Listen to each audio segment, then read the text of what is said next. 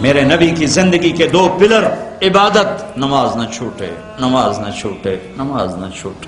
میرے نبی کی زندگی کا دوسرا پلر سچائی، اخلاق، درگزر، محبت، الفت، خامن بیوی کو عزت دے، بیوی خامن کو عزت دے، ماں باپ اولاد کو عزت دیں، اولاد ماں باپ کو عزت دے۔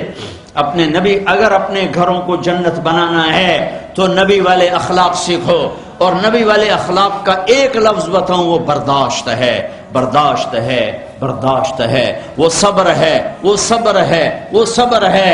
میاں بیوی کی لڑائی نسلوں کو برباد کر دیتی ہے۔ بیویوں پہ زیادتی مت کرو، بیویاں خامدوں پہ زیادتی مت کریں۔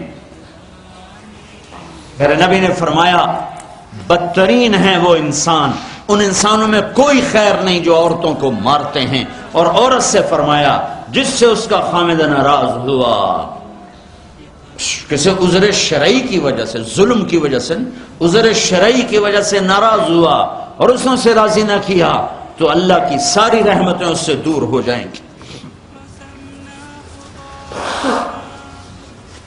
اپنے گھروں کو جنت بناؤ۔ گھر جنت پیسے سے نہیں بنتے، پاؤنڈ ڈالر سے نہیں بنتے، نبی والے اخلاق سے بنتے ہیں۔ ماں باپ کو عزت دو، بیوی خامند کو عزت دے، خامند بیوی کو عزت دے۔ کوئی ایک تپ جائے تو دوسرا چپ کر جائے، ایک چپ کرے تو دوسرا اس کو دیکھ کے چپ کر جائے۔ ساری لڑائیاں تو بول کی ہیں، سارے جھگڑے تو بول کے ہیں۔ ایک بات میری لے لو، ایک بات اگر گھروں کو جنت بنانا، ایک بات صرف کہ برداشت کرنا سیکھو، بولو مت۔ میری بیوی نے بےعزتی کر دی، میرے خامن نے میری بےعزتی کر دی، اللہ کی قسم ذلت میں عزت چھپی ہوئی ہے۔ دانے کو درخت بننے کے لیے مٹی میں چھپنا پڑتا ہے، مٹی میں ذلیل ہونا پڑتا ہے، پھر جا کر وہ درخت بنتا ہے۔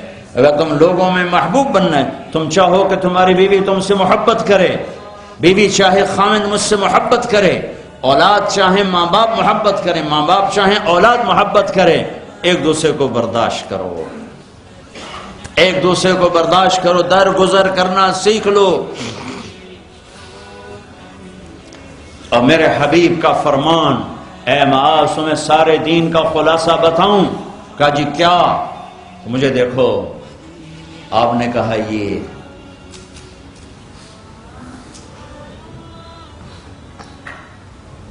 اے معاذ زبان قابو میں رکھنا۔ یہ سارا دین تو سارا دین کیا مطلب ہے؟ جو زبان پہ قابو رکھے گا سارا دین اس کا بچ جائے گا، جو زبان پہ قابو نہیں رکھے گا سارا دین ضائع ہو جائے گا۔ غصے کو برداشت کرنا سیکھو، ایک دوسرے کی تعریف کرنا سیکھو۔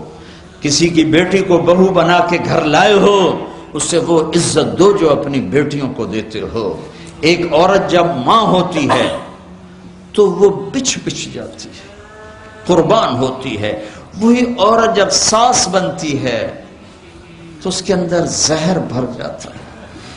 ایک مرد جب باپ ہوتا ہے، ساری رات جاب کر کے بچوں کو روٹی کھلاتا ہے، وہ جب سسر بن جاتا ہے تو اس کے اندر ایک نفرت بھر جاتی ہے۔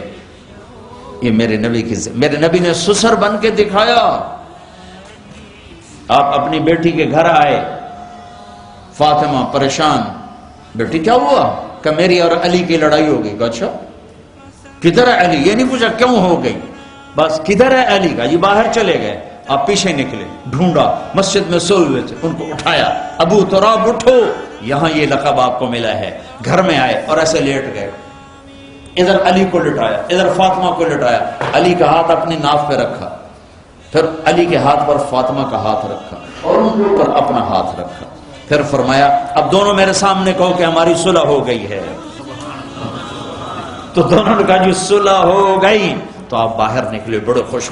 صحابہ نے کہا یا رسول اللہ آپ تو بڑے خوش نظر آ رہے ہیں۔ کہ میں علی و فاطمہ کی صلح کرا کے آ رہا ہوں۔ یہ سسر کا کردار ہے، یہ سسرال کا کردار ہے۔ لیکن میں درد سے کہہ رہا ہوں کہ ساس اور سسر ایک زہر کا رشتہ بن گیا ہے، بہو ایک ذلیل رشتہ بن گیا ہے۔ جیسے تم اپنی بیٹیوں کے لیے چاہتے ہو کہ کسی کے گھر جائیں تو سکھ سے رہیں، جس کی بیٹی لاتے ہو اس کو بھی سکھ دو۔ اور بیٹیوں سے بھی کہتا ہوں، جس گھر میں جاؤ جاتے ہی ماں باپ سے جدا کرنے کی اسکیمیں نہ چلاؤ، بلکہ گھر کے لیے راحت بنو، رحمت بنو۔ میرے نبی والی زندگی پڑھو، اللہ کے واسطے پڑھو۔